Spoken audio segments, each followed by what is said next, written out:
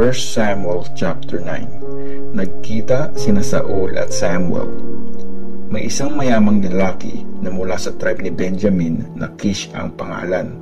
Anak siya ni Abiel at apo ni Zeror, mula sa pamilya ni Bekorat at sa angkan ni Apia. May anak si Kish na magandang lalaki. Saul ang pangalan niya. Si Saul ang pinakagwapo at pinakamatangkad sa buong Israel. Minsan, nawala ang mga donkey ni Kish, kaya inutusan niya si Saul, "Magsama ka ng isang servant at hanapin niyo ang mga donkey." Naghanap sila sa mabundok na bayan ng Ephraim at sa Shalisha, pero di nila nahanap ang mga ito. Nagpunta sila sa Shaalim, pero wala rin doon. Naghanap sila sa Benjamin at wala pa rin silang nakita doon.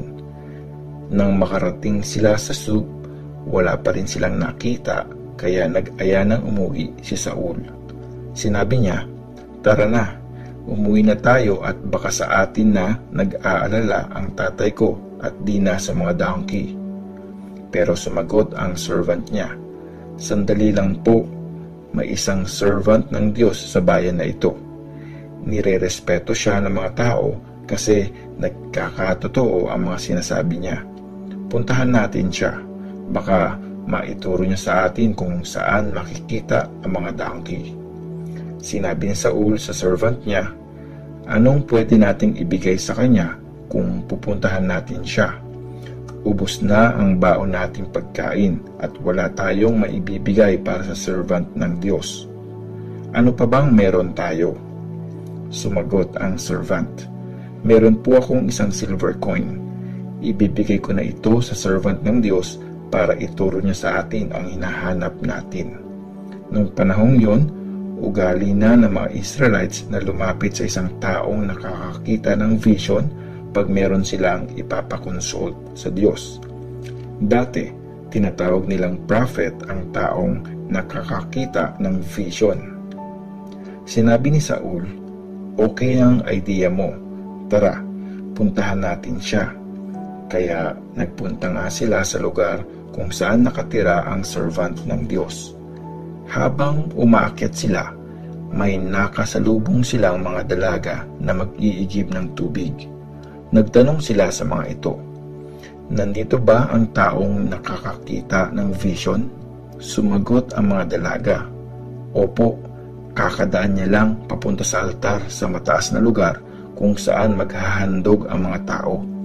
Bilisan niyo at pagpasok niyo ng city, makikita niyo siya agad bago pa siya makaakyat sa mataas na lugar para kumain. Di kakain ang mga tao hanggat wala pa siya, kasi kailangang i-bless muna ang mga handog. Tapos saka palang kakain ang mga bisita." At nagpunta nga sila sa city. Habang papasok sila sa gate ng city, nakita nila si Samuel na papalapit sa kanila habang papunta siya sa altar sa mataas na lugar. Isang araw bago dumating si Saul, sinabi ni Lord kay Samuel, "Bukas sa ganitong oras, papupuntahin ko sa iyo ang isang lalaking taga Benjamin. Buhusan mo ng langis ang ulo niya para ma-anoint siya bilang leader ng bayan kong Israel. Siya ang magliligtas sa mga Israelites mula sa mga Philistines. Nakita ko ang paghihirap ng bayan ko at narinig ko ang daing nila."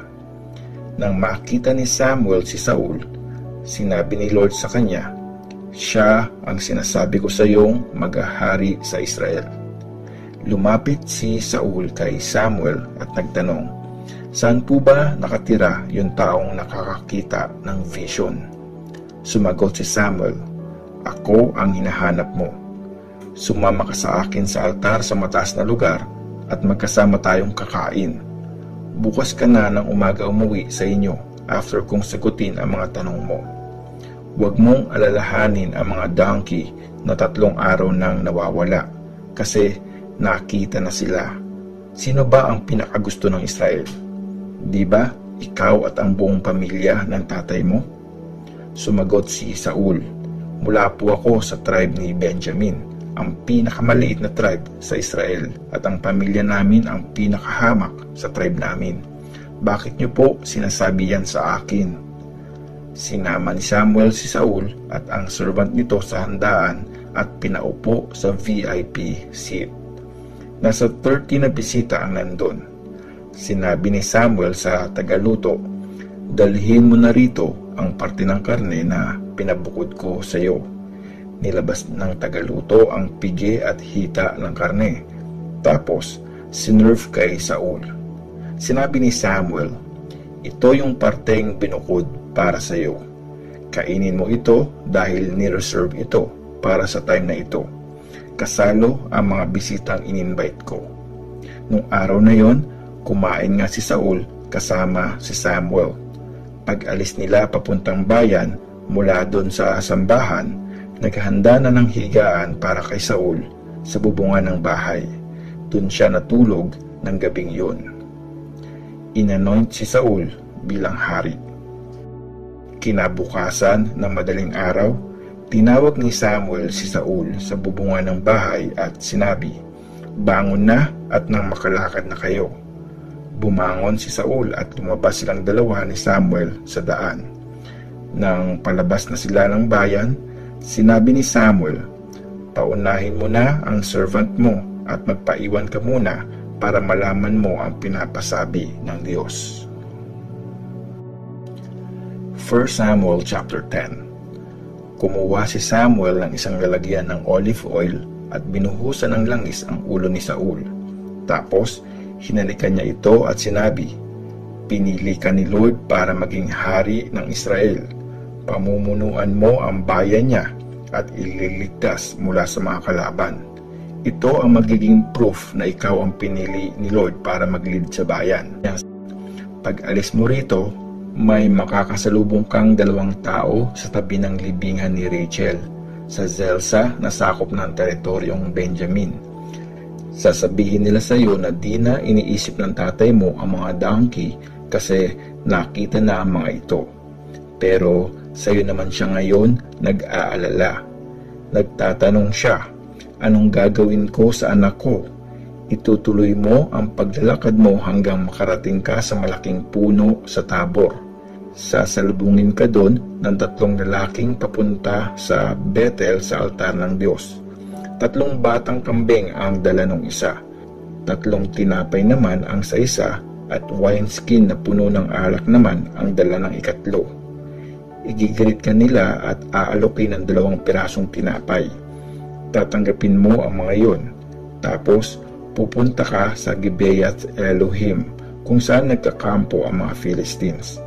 Pagdating mo sa entrance ng city, may makakasalubong kang grupo ng mga prophets na galing sa altar sa mataas na lugar.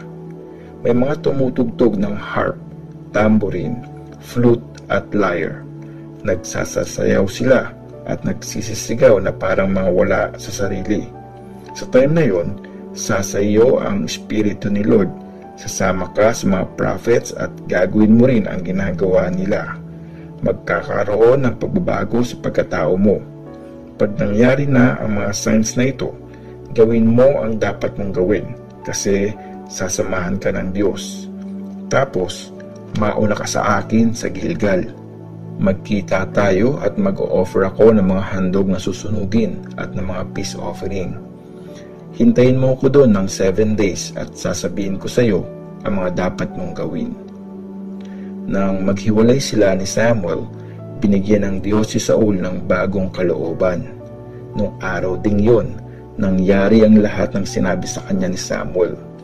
Pagdating ni Saul at ng servant niya sa Gibea, sinalubong sila ng isang grupo ng mga prophets. Naposes ng Espiritu ng Diyos si Saul. Gaya ng mga kasama niyang prophets, nagsasasayaw at nagsisisigaw din siya na parang nawawala sa sarili.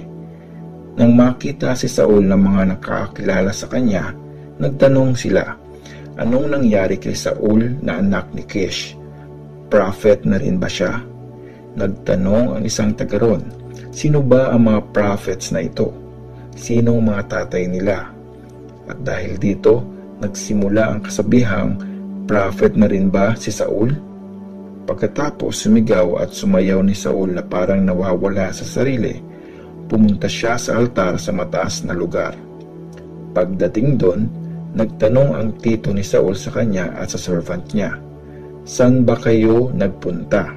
Sumagot siya, "Hinanap po namin ang mga donkey, pero di namin nakita, kaya pumunta kami kay Samuel." Sinabi ng tito niya, "Ano ang sabi sa inyo ni Samuel?" Sumagot si Saul, sabi niya, "Nakita na raw ang mga donkey na hinahanap namin," pero di niya binanggit na pinili siyang maging hari ng Israel.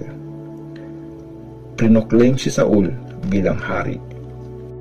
Tinawag ni Samuel ang mga Israelites sa isang gathering sa Mizpah. Sinabi niya sa mga tao, "Ito ang pinapasabi ni Lord, ang Diyos ng Israel. Nilabas ko kayo sa Egypt. Niligtas ko kayo mula sa mga Egyptians at sa lahat ng mga kahariang nagpahirap sa inyo. Pero sa araw na ito, tinanggihan niyo ako bilang Diyos na siyang nagligtas sa inyo sa lahat ng paghihirap at kagipitang naranasan niyo. Itinakwil niyo ako nang mag-request kayo sa akin na bigyan kayo ng hari na mamumuno sa inyo. Ngayon, humarap kayo sa akin at pumila ayon sa mga tribes at mga angkan niyo." Pagkatapos, pinalapit ni Samuel ang buong Israel sa harap ng altar ni Lord. Nagpalabunutan sila at nabunot ang tribe ni Benjamin. Pinalapit niya ang mga pamilya ng tribe ni Benjamin at nabunot ang pamilya ni Matri. Tapos, pinalapit niya ang lahat ng angkan mula kay Matri at nabunot si Saul na anak ni Kish. Pero nang hanapin nila si Saul, di nila ito makita. Kaya nagtanong sila kay Lord, "Pupunta po ba siya rito?" Sumagot si Lord, "Nandun siya at nagtatago sa likod ng mga gamit." Kaya tumakbo sila at sinundo siya doon. At nang tumayo siya sa gitna ng taong bayan, si Saul ang pinakamatangkad sa lahat. Sinabi ni Samuel sa mga tao, "Siya ang pinili ni Lord. Wala siyang katulad sa buong bayan." At sumigaw ang mga tao, "Mabuhay ang hari!" Inexplain ni Samuel ang mga karapatan at mga tungkulin ng hari. Sinulat niya ang mga ito sa isang libro at nilagay sa harapan ng altar ni Lord. Tapos, pinauwi na ni Samuel ang lahat ng tao. Umuwi na rin si Saul sa Gibea, kasama ang ilang sundalo na pinalakas ng Diyos ang loob. Pero may ilang mga walang kwentang tao na nagsabi, "Paano tayo maliligtas ng lalaking yan?" Minaliit nila si Saul at di sila nagbigay ng kahit anong regalo sa kanya. Pero tumahimik lang si Saul.